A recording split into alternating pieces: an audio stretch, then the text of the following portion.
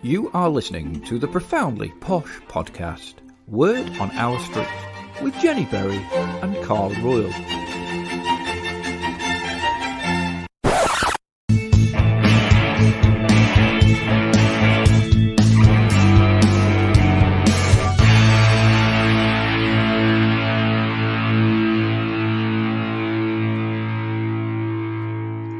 So I've pressed record.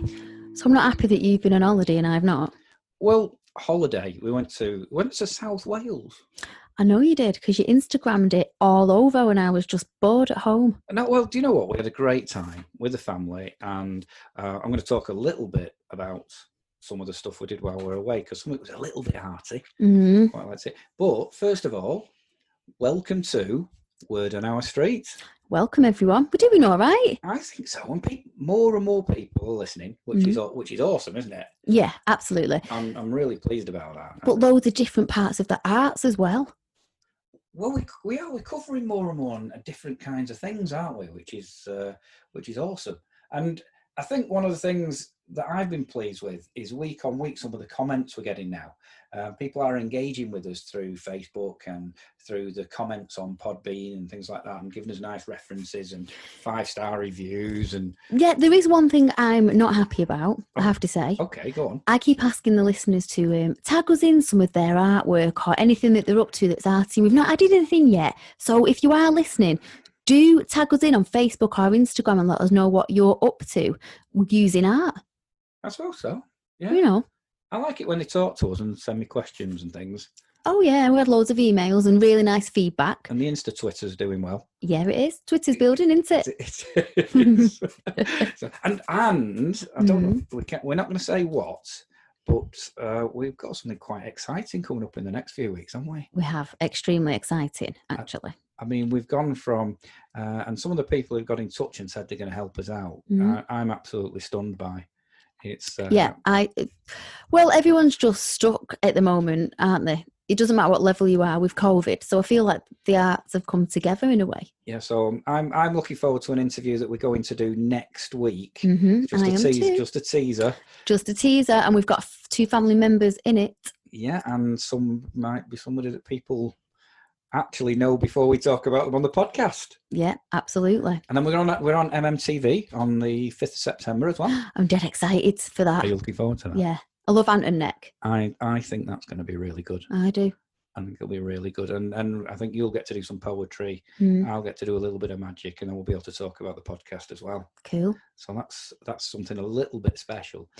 So go on, make me jealous about your holiday. Well, okay. Well, get it over and done with. Well, we did the holiday thing, and on the way back, I've always wanted to go to a place called Hay on Wye, which is where they have the Hay Literary Festival every year. Because you know me and my books, and I like that. I've always wanted to go there. And they always call it the village of books. I mean, there's more bookshops within that village than anywhere else in the world. There is. Well, you tagged the poetry shop, was it? Yeah, there was a bookshop just that sold poetry books. I need to go. And the thing is, you could lose yourself so easily. It's one of those places where I mean, we had the kids with us. Did you not try and lose the kids? Well, we tried, but at their age, you couldn't really do it. And also, it wasn't about beasting the kids. Yeah. So you're trying to get them interested. As long as they knew they could buy a book, that was okay. And but I could have stayed in some of those books for hours and hours. And you're expecting the books to jump off the shelf and say, "Read me, read me." I don't know what you were drinking there or doing there, Carl, but we were not in Amsterdam, were you?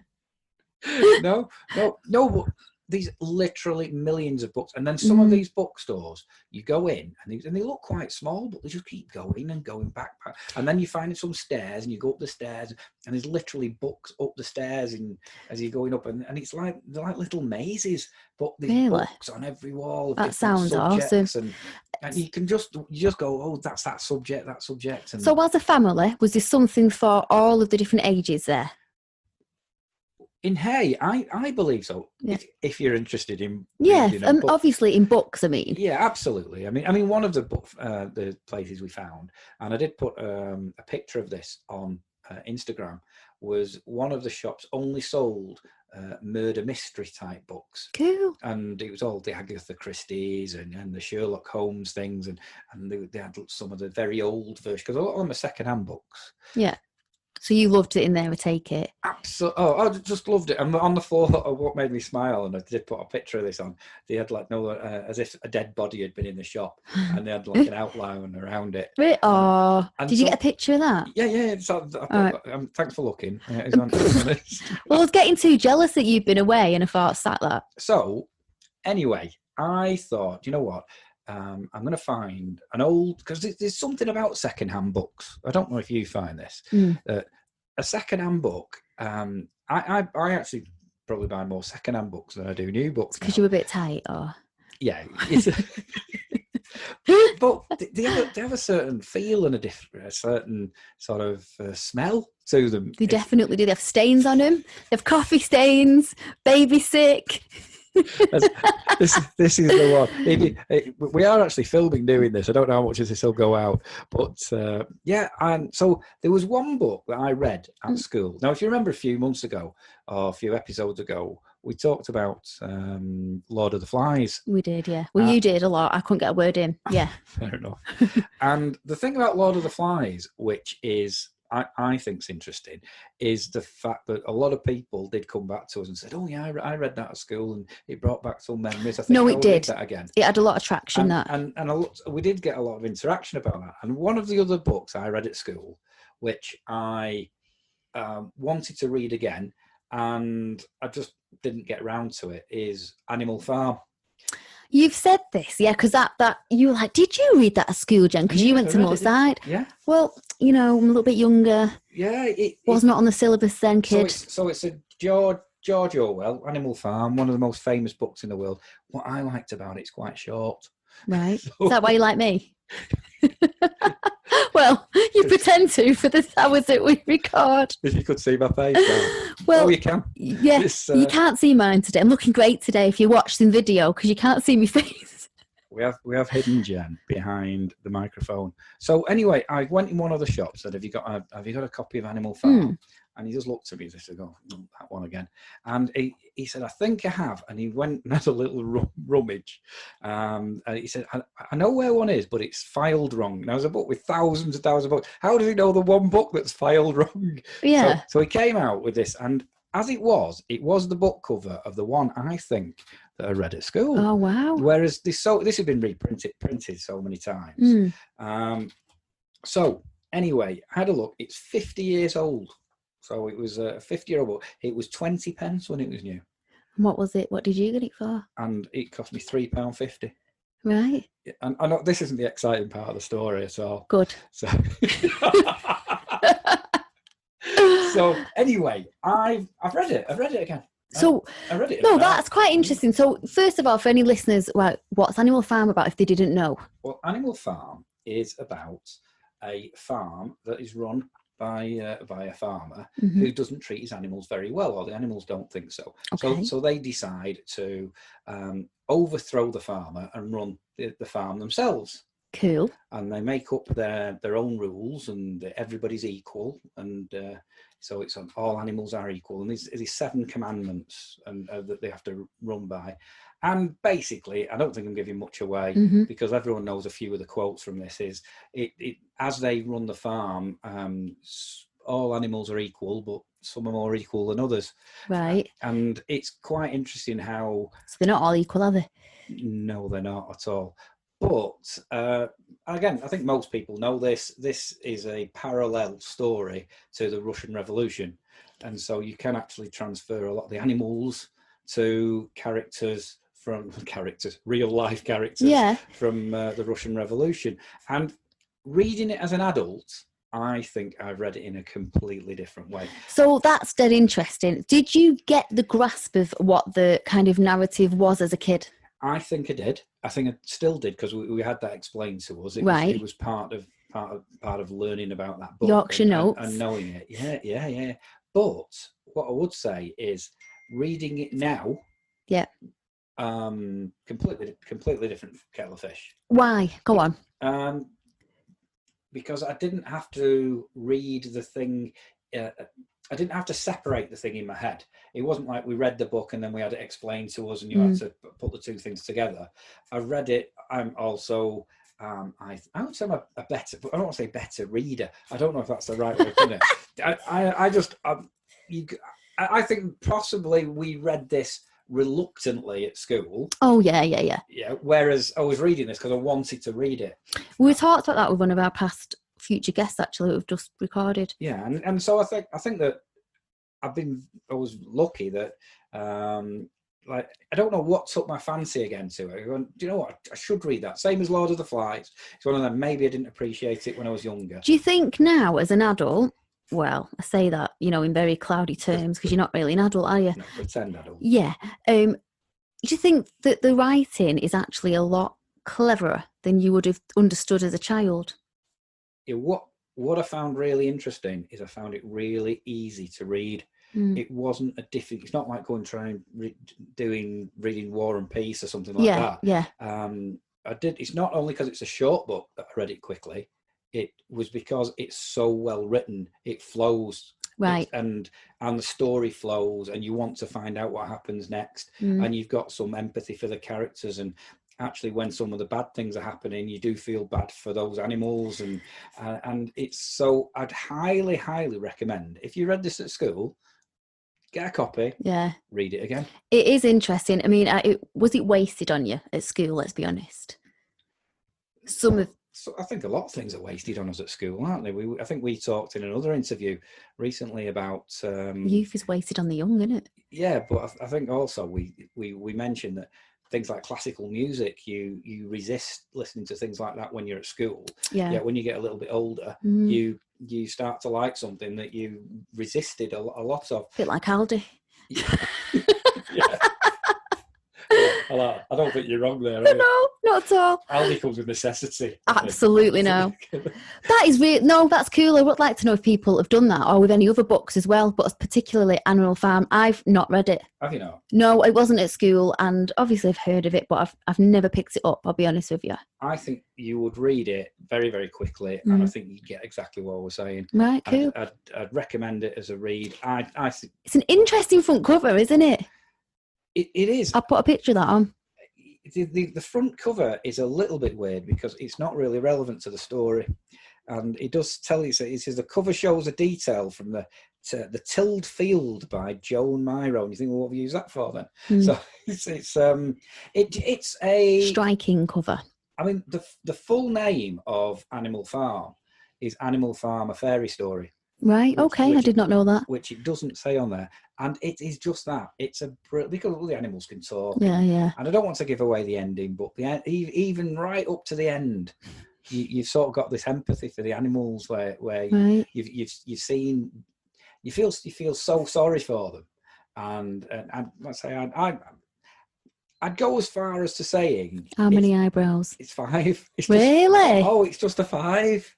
Oh, wow. No, okay. I didn't even have to hesitate. Right, so if you're listening now and you've read Animal Farm or you're going to, let us know your eyebrow rating. Yeah, I can't see any reason why anybody would. And I think if you were, you'd be in a bit book snooty. Okay. Because it is easy to read. It's so well written.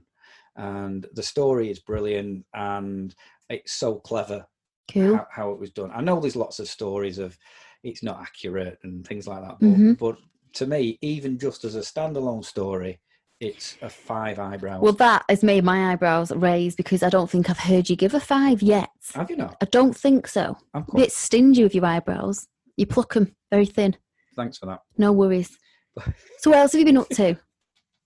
So, do you know what? It's art-wise, not a lot, but what I did do, I had to listen to an interview that you did recently. Okay.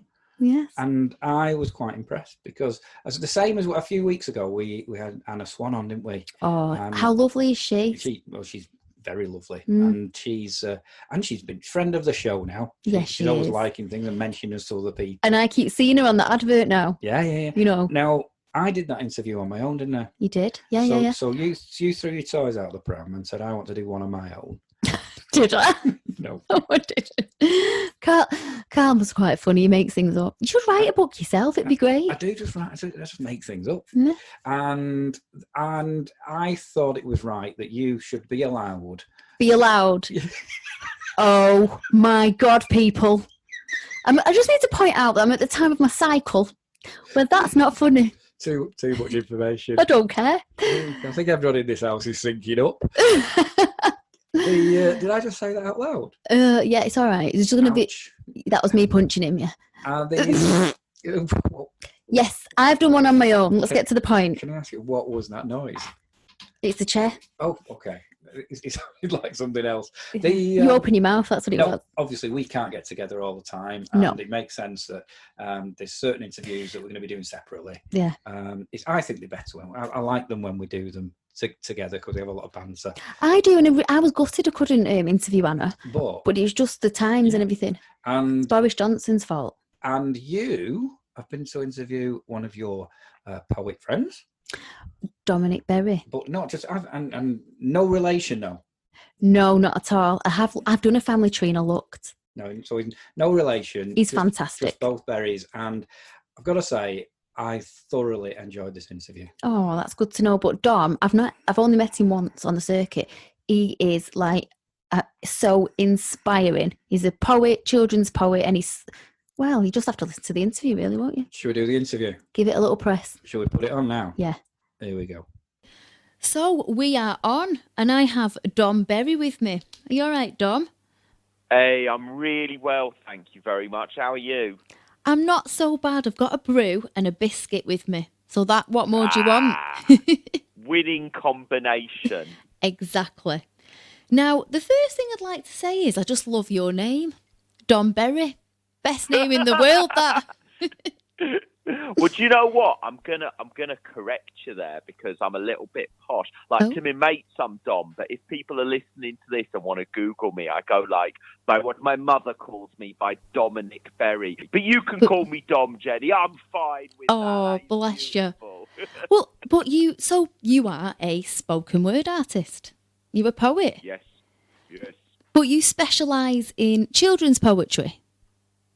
Yeah. Is that right? Yeah. Well, I mean, I try to be a jack of all trades. I don't know if I specialise in anything. I hope so. I try to. Every day's a school day, isn't it? We try and be a little bit better than the day before. Try and improve. But yeah, for a long old time, all I did was write for adults, and everyone kept saying, "Dom, like your energy, your vibrancy." Children would love that. Why don't you write to kids? And I was all, how dare you? I'm a political activist. I have no interest in that kind of thing. I love that. It's been a long time now. I've been writing for children, and I tour the poetry for younger audiences and families around theatres all up and down the country and overseas. And yeah, I mean, children are super political, aren't they? Children really care about right and wrong. You show a younger person injustice and their morals are unclouded by compromise. They really get fired up about seeing things that they know are unfair. And I know it's an old cliche, but I really think that we can learn a lot from looking at children's reactions to inequality, because sometimes we as adults, we're put in positions where we kind of make excuses for people, or we don't want to be rude, or we don't want to be confrontational. And I love the way children are like, well, that's wrong. Absolutely. I go in a lot of schools myself, to be honest, and they just say it how it is, don't they?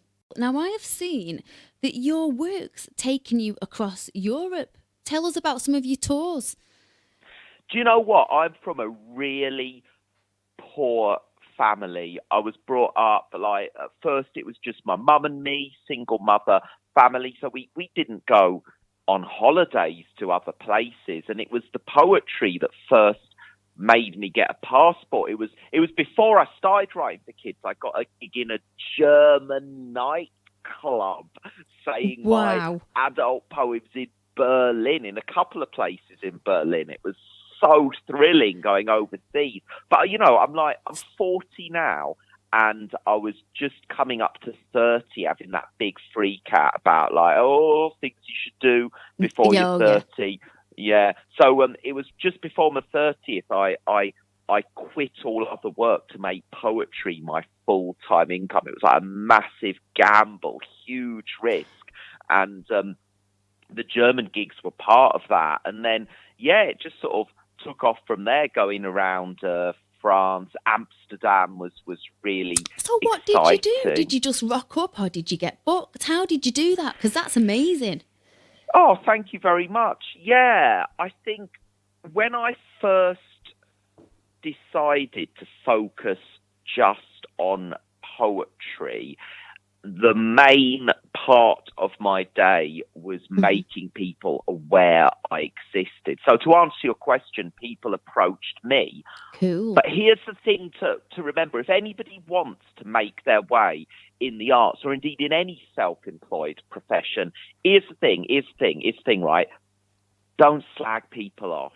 Don't slag people off. Absolutely, yes. I'm You're with allowed you. to say when things are wrong. You know, don't want to contradict the what I said about children, saying like this is inequality. But choose how you say it. Choose how you say it. Be skillful. And I see on social media people apply for arts positions, not get them, and be bitter and slag off potential employers. And I tell you what, Jenny, most of the things I applied for, I haven't got. Yeah. However, a lot of the things I haven't got, it's just been because, you know, there's been someone else they've gone for. It's not that they've hated my work. They've actually then recommended me to other people. So when I've had people approach me from you know, the Netherlands, or, you know, I've done quite a lot of poetry over in the USA, around Canada. I've been down to Australia. That is and really New Zealand. cool. Yeah. And it's been from people hearing from me because someone said, you know, it'd be good for you. Dom, he applied for our thing and he weren't quite right for us, but he'd be perfect for you. And if I'd have gone on social media being like, I can't believe no one wants to book me, then I'd have been shooting myself in the foot. Absolutely. No, this is such a good point. Yeah, because... Yeah, stand up for injustice. You know, totally, mate. Yeah. You know, but I mean, there's certainly a lot to be said about representation in the arts when it comes to the difference between how many men are booked compared to women, about, you know, when we look at, you know, sexuality, about, you know, trans identities, when we look at, you know, black and minority ethnic artists, you know, you're completely hitting the nail on the street's head there, and we are loving you for it, because we are all about accessibility for everyone in the arts. Now, definitely. And sometimes there are bad reasons why people don't get opportunities. So I'm not being dismissive of this, but sometimes it's just because there's a ton of quality people and they can only go with one. And I think that you know, it's just good, you know, like networking can be seen as a bit of a dirty word, like a boring word. But, you know, all it is, I love it. Like making friends and being nice to folk who are nice. Absolutely. I mean, you can get drunk while you network. There's no rules. You know? Yeah. But no, I was, you really are talking my language here about accessibility. And also, it's such an incestuous industry. If you don't like someone, say it at home to your partner. Don't put it on social media. Simple. Yeah. So, or like, you know, follow up a grievance in a proper way. Do you know what I mean? Don't, like, you know, how many people's careers are self-sabotaged by Twitter? Oh God, twatter. I know. It's awful. I know all about It's awful. It is awful. It is awful. So, I have an Instagram account, and my Instagram automatically puts a link to anything I've done on Twitter, because it's often a requirement. Like, people who book poets want to know, what is your Twitter handle? And if you're like, I don't have one. Yeah, if you were like, I don't have one, they not look kindly on that. But I don't engage. I don't even look at it. You know, like, my Instagram takes it over. You know, Instagram's lovely. People are nice on there. It's just, life's too short for Twitter. It's horrible. It is. Just it is. Worst. You need to get the right handle on Twitter. Dum. Don't you? So, what are you working on at the moment? We had a little chat before I pressed the record, but you obviously have a lot of various projects going on. But during lockdown, you've been keeping busy, haven't you? Yeah, well, I've had a wonderful project with Manchester Libraries, who for the 2020 Summer Reading Challenge have been commissioning a new video of poems for children by me. They have different artists on different days, like, visual artists and storytellers, and Tuesday is Dommy B Day. So I've had a sneaky little peek and it was fantastic. Thank you very much. Yeah, so anyone can have a little look at them. They're all, they're not staying on YouTube forever, but they're going to be on there for a few months, and they're still coming out every Tuesday, a new one. Really enjoying that. And yeah, I'm writing a new show. So different people write poems in different ways. And I often tend to write within the framework of a larger narrative, like a story. So it's a bit like a musical, but with poems instead of songs. That's kind of a way that I find ideas generate. So yeah, for a long time now, I've been sat at home. So if all the lockdown hadn't happened, actually, in some ways, my life wouldn't have been that different, because I'm very lucky that I've been working with the Arts Council of England with this grant that I got for myself to create this new show, Dommy B's Best Adventure Ever. Oh my word, Dommy B. And who's that aimed at? What age group of kids? Ooh, that's a very good question. Because I want to go and watch it. Is that okay? I'm 36. Oh, of course. Well, that goes without saying. They're all family shows. To date, all of my shows for younger people have kind of been 5+. Like, sometimes people bring the odd 4-year-old. Certainly, like 8, 9, 10-year-olds are well on board with everything I do. I don't yet know, because I'm still writing this one. I don't know if maybe it's just a tiny bit older. Some of the themes about bullying and sort of socializing that I want to explore in this very exciting tale. I don't know. It might end up being sort of 5 to 10, but like in literature terms, that's a pretty wide age range. It is, yeah. But I look at the books I grew up with, like Dr. Seuss and Roald Dahl, and they were so accessible to so many on different levels. As an adult, you're going to get so much out of reading The Twits. It's one of my favourite books of all time. Yeah. And yeah, like not to compare myself with the greats too much, but that's the aim. That's the aim. To have lots of you've got to have a dream of our work. No, well, I was going to say, the worlds which you create, you do touch on many different topics, and to make it as accessible, don't you, to the audience and different people, which I love, absolutely love. And you was a Glastonbury poet in residence, wasn't you?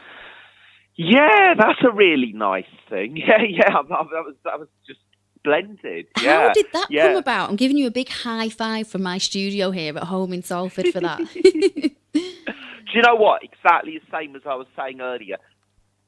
That's a really good example of people having a bad attitude, because a lot of people moan about Glastonbury. And of all the bookers I know, I would say that Glastonbury Festival are one of the most transparent and fair in explaining incredibly clearly how you apply. And I applied for several years and did not get in. And the time that I was, I mean, I've done several Glastonburys in a row now. I'm very happy to say. As a poet in residence? No, they have one.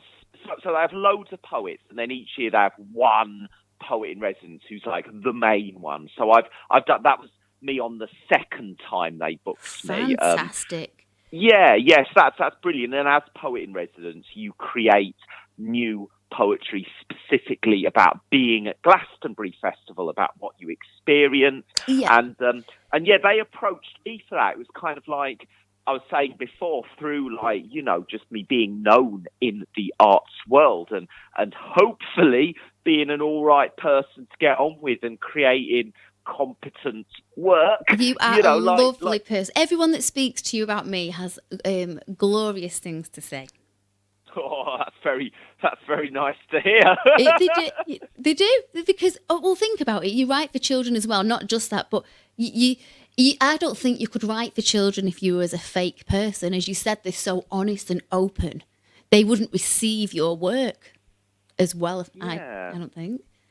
It's really, I would say to anyone who is trying to write for children, don't be patronising. Yeah. There has to be the link. If you're attempting to be funny, don't think, oh, this is the sort of thing that little ones might like. No. It's got to be a joke that makes you laugh. I think I'm hilarious. I laugh at my own jokes all the time. Brilliant. And not necessarily do other people laugh at them, but that's where it's got to start from. It's got to be something that I think is interesting, that I think is exciting. It's got to be. You can't. If you write without engagement, it is going to be fake.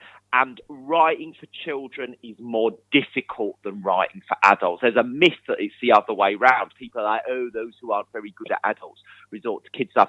Kids are honest. The most polite children, they get bored very easily. They disengage very easily. My theatre performances are generally about an hour and a half. And I say with stone solid confidence I can keep the attention of a 5-year-old child for an hour and a half. With Can I hire you, poetry please, shows to come to my house and deal with my toddler? Oh, toddlers are different. That's a whole other kettle of fish. Yeah, but when they're 5, send them to a Dommy B show. Of course, I'll be there. It's first in the line. Jenny B at Dommy B's. Now, we've not met. We have met, but you may not remember. We've liaised over social media, haven't we? Because you was a couple of times. Now, I did my very first poem at Sale Write Out Loud years ago, and you were there. You probably won't remember, but I chosen to do the month after. And I remember you from that because you was reading my work and you were saying it's really funny the way you write. But it's just, I'm more of a writer and a dip in and out of performance, really, do lots of different things. But I remember meeting you there and you've been doing it on the circuit for quite a few years then. So how long have you been doing poetry for in your life, not just as a job? For me, it's since holding a pen. What a question. Yeah. I loved poetry at school. I'm sure that in primary key stage 1, I'm sure we did. But my first real memory is that we moved from England to live in Wales when I was 8 years old, when I was in what is now called year 3, I think they call it these days. And I remember a poem I wrote going up on the wall. The teacher rewrote it out in massive letters, and I was so proud and thought, I wish I could do this every day. I really like doing this. I was really happy with my poem, with the language I'd use. And all through secondary school, I had an amazing teacher. A lot of performance poets say that they hated poetry at school and they hated how it was teaching. I loved it. So when I left school, I didn't go to university. That's not my tale. You know, some people do. Good for them. Hooray. I didn't. And I just wrote poems before I even knew that other people did. I carried on because I enjoyed it. And then when I discovered, I saw a poster advertising a spoken word night, I was well up for going along. And I remember my first open mic.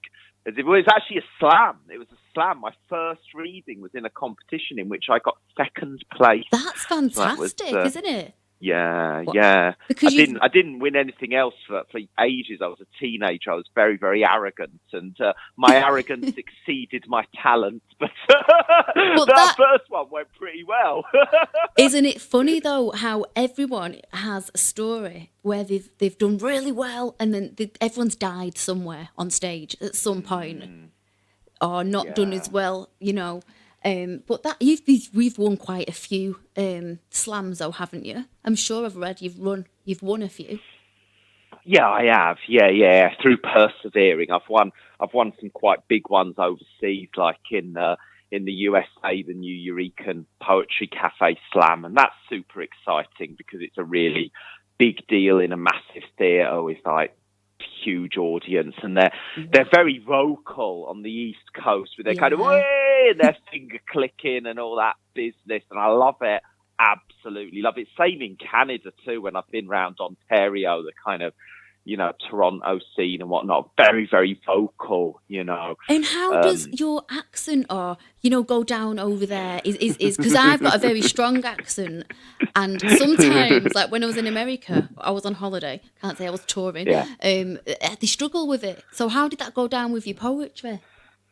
Oh, it absolutely goes in my favour. It's like, the quaint Brit, is a bigger advantage. Although slang language is of issue, so anyone wanting to recite their poems in another English-speaking country, just do a little test run with a local person off stage, just saying, they'll be like, "What is a biro?" What is a big girl's blouse? Hilarious. You know, and then you've got a choice. You either do a little announcement at the start of the poem going, "Oh, you know, you might not be familiar with this phrase," or you just find a different edit, the US mix. No, that's a really good tip, and it's quite funny because just dialect changes so much in England, doesn't it? An accent. So going overseas, who has inspired you, Dom, in your life as a writer? Anyone in particular, or the? Yeah. So you know, Lem Sissay was just starting out when I first came to Manchester, and there was poems in pavement and on the side of walls, and that was of significance. I've met Jerry them. Potter. Yeah, Jerry Potter as the gay socialist transvestite Chloe poems, with like big boxing gloves and like, you know, gingham dress. That was huge, you know, so funny and so political. Rosie Lugosi, dominatrix, vampire, lesbian poet. And like Jackie Hagan as well. Jackie Hagan. She's absolutely superb, and somebody who she's just amazing at everything, but uses accent and regional sort of references and slang incredibly skillfully. So so you've got a range. It's a great old scene we've got around the Northwest and around, you know, the UK in general. It's fantastic. Oh God, the Northern Quarter. I love the Northern Quarter. There's a lot of stuff going on before lockdown there anyway. But is there any messages you'd like to give out there for new writers in general? Go and watch poets performing, if you can, at the Edinburgh Fringe. I know that none of us know the way the world is going to develop given all that's occurred, but I really made big leaps forward by watching the country's some of the most dedicated, you know, going to a big festival, and you know, it's a chance for people nationwide to be gathered in one place. That's really good. If there are any local nights near you, see if you can persuade the bookers with whatever budget they have to attempt to get out of town poets in, just sort of experiencing as much as you can is wonderful, to really immerse yourself in the world, it in. Because absolutely. Okay, that's a really good tip. And what about your work at the minute? Can you tell us? I know we're in lockdown, and isn't it boring? Not. Anything up and coming for what you're working on, other than what you told us about before? Dommy B's best adventure ever. Often you're sworn to secrecy. You're not allowed to say things until they're developed. I would love people, if they're interested in my children's poetry, to subscribe to Manchester Libraries on YouTube and have a look at the children's poems. They're 10-minute sets of work. I will each share them week. for you as well when this goes out. Oh, please do. Absolutely. Absolutely. I'd love that. And with regards to all my other kinds of poems, I'm generally okay at updating my website, dominicberry.net. And indeed, if you Google Dominic Berry, not Dom Berry, he's got enough. He's got enough. No, I'm kidding. He's brilliant. But yeah, if you search for Dominic Berry on YouTube, there's a whole load of films and my poems for all ages up on there. Absolutely fantastic. So if anyone wants to book you, they can go on there and just look at the kind of stuff you do. Yeah, definitely. Yeah. There's details about that on the website, dominicberry.net. Yeah. Perfect. You've been a fantastic guest, Dom, and I'm not going to let you go like that. I'd like you to do a little performance for us, if that's okay. That's always a pleasure. Always a pleasure. Right. Well, whichever poem or narrative you want to go, tell us about it and give us a taster. We've spoken a lot about performing for children and performing for adults. I don't often do performances for teenagers, and maybe I should look more into that because, that's the age, isn't it, where we often most respond to art. So here is a poem that I do perform for that age group, and it references a very old video game called Minecraft. Oh, it's not my that old. Love poem. Yeah, this is Love Poem in Minecraft. Take it away. I want to love you, but not in this world. Want our lives to entangle and plans to unfurl away from a space where normality's hurled in our faces and we're told our place. I know, I'm too weird for this world. We need Minecraft. Build our own thrills, fulfill what we might have if we're just allowed to be proud when we find our delights in the sprites we embrace.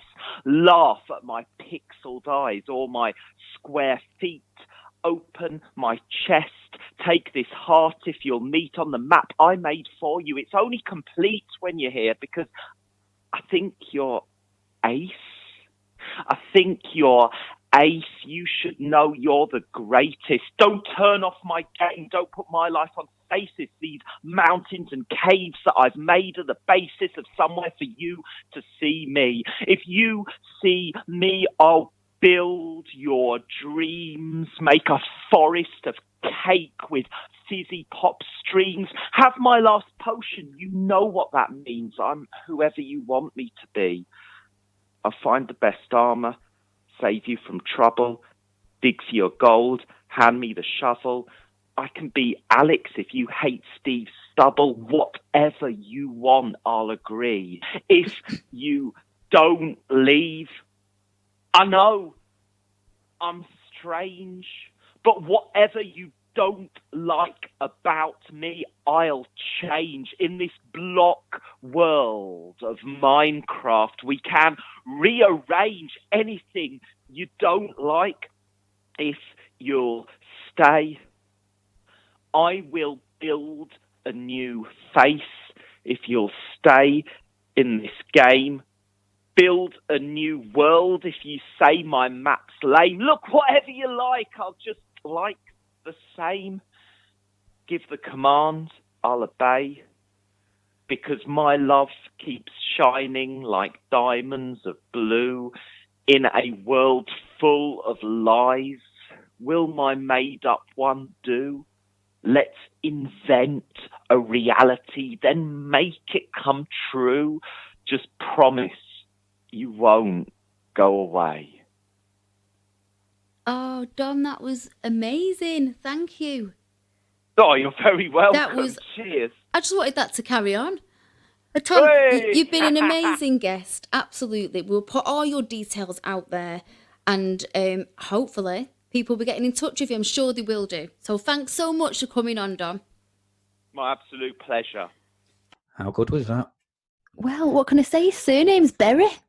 So is it just run in the Berry family? A berry that slams. That's what I named the blog. I know it was good. I'll tell you what's interesting. I hope he doesn't take this the wrong way because he will listen. Yeah. But I've not met him. No.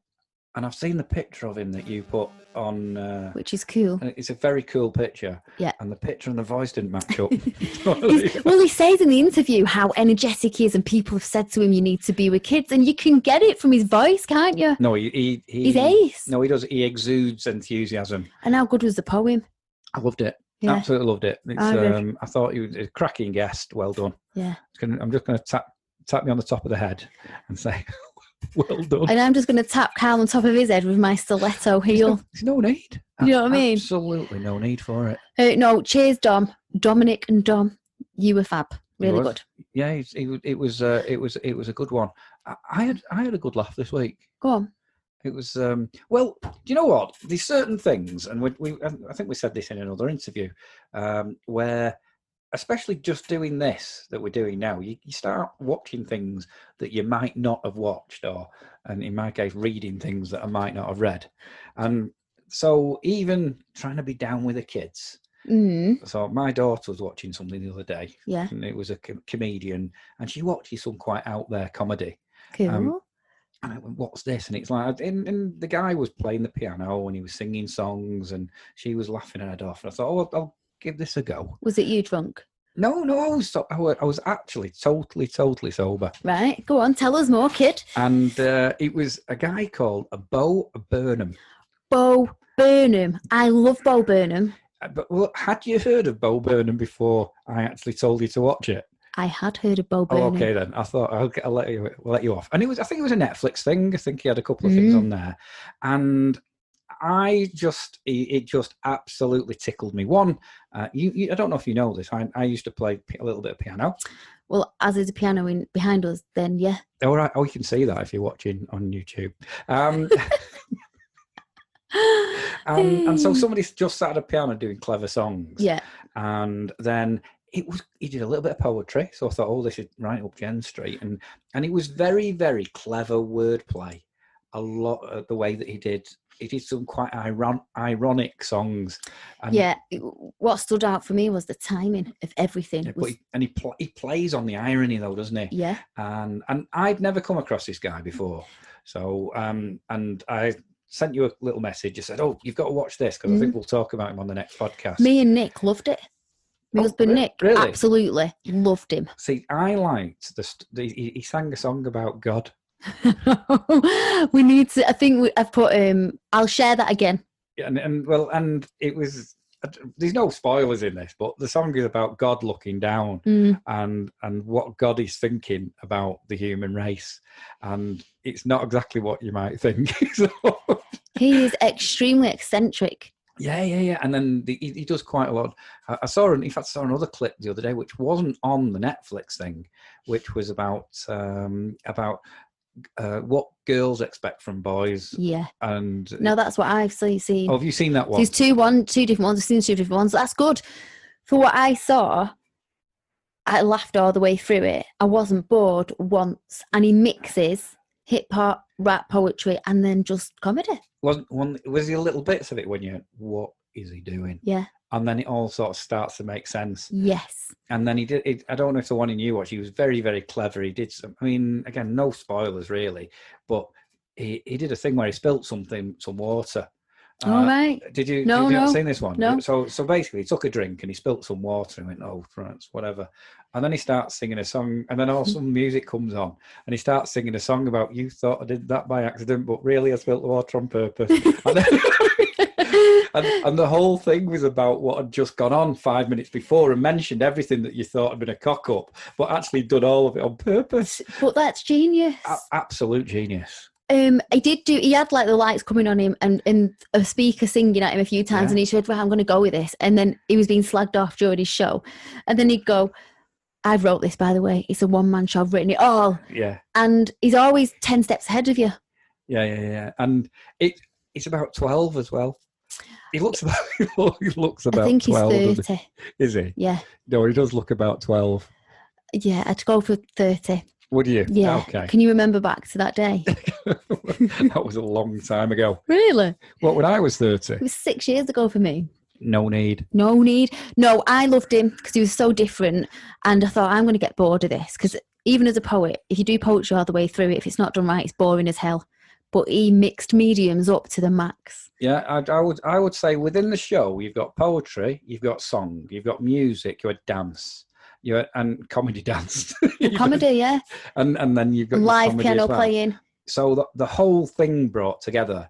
Well, sometimes things can be a bit too clever for their own good, I think. I see some what you call alternative artists. Yeah.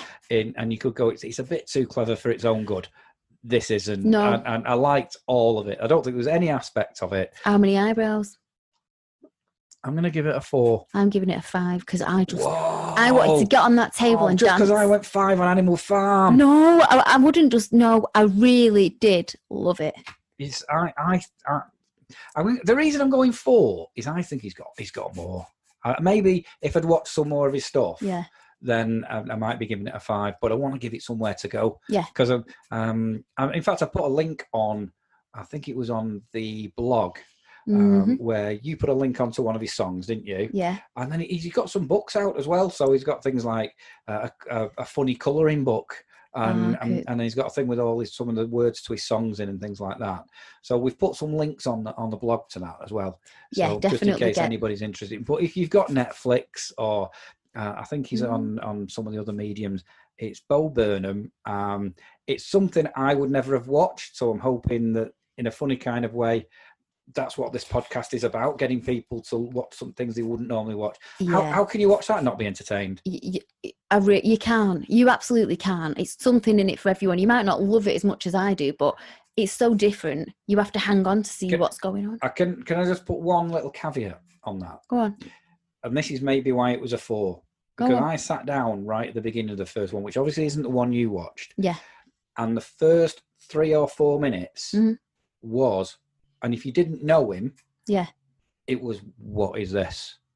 Because I didn't know where it's going. I didn't know what he did or anything like that. I just got told he was, but it was setting up a lot of the stuff for later. Yeah. And the first bit, which was all to music, it's not funny. I mean, and he would admit it's not funny. And you're going, what's this? It's just him doing funny movements to me. It's not even dance. It's just it's just a little bit. The beginning of the show was a little bit bizarre. Get through that, and then it's worth it. If you can get through this podcast, you'll love it. You know what I mean? Talk about this podcast to other people in a positive way.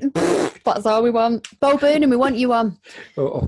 Right, I think we've had a good week, haven't we? Wouldn't that be good? We've got Bo Burnham, Berry Meets Berry Animal Farm, A&Y Festival. Yeah, I think, and I'm pleased. I'm pleased. And people, just please tell your friends about us and get people to, what is it? Subscribe and like and listen. Subscribe, like, and share. You won't get. Don't you hate it when people say that? Hey, what about that podcast video you sent me the other day about set a podcast up during COVID? Oh yeah, don't set one up. Don't be a knobhead, it says. Well, if you like us knobheads sat here, we'd love you to like and follow and share. We should put that on YouTube, our YouTube channel. Yeah, let's do it. It did literally say, don't do it. If you're thinking of setting up a podcast, don't do it. So, oh dear. Well, that was good. And we always play out with an artist, don't we? So yeah, we've got Sarah Watmore, Salford girl. Now you know Sarah, don't you? I do know Sarah, yeah. We seem to put a lot of people on we know. We do, yeah. She's fantastic. I've interviewed her on Salford Radio when I was there, and she was on the very first Pop Idol.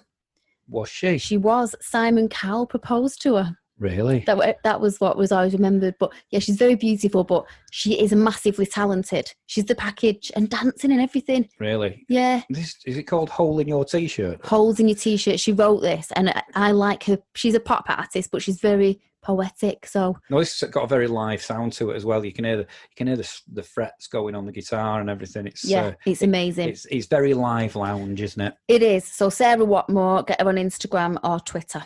So this is Sarah Watmore with Holes in Your T-shirt. See you next time. Oh, yeah.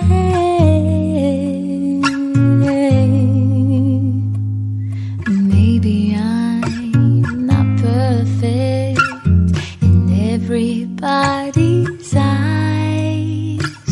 Unusual, I admit. Hey, that's just my style.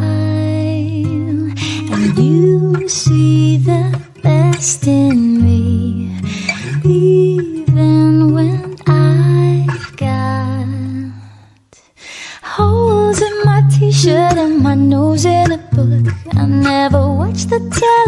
television. I don't care how I look. I never have to try to be beautiful for you to think I'm beautiful. You just do. You just do. You get me just like poetry. You read between my lines. You hear my voice and know it's me. Sometimes I think you're blind, 'cause you see the best in me, even when I've got holes in my t-shirt and my nose in a book. I never watch the television. I don't care how I look. I never have to try to be beautiful for you to think I'm beautiful. You see inside, and I don't have to hide anything. Oh yeah.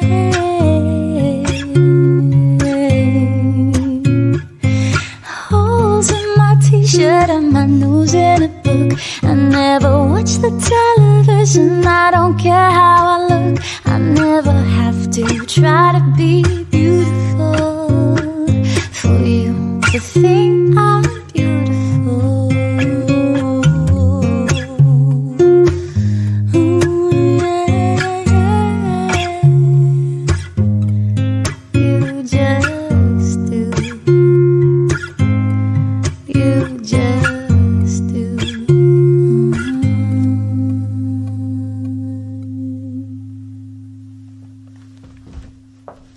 That's quite pretty.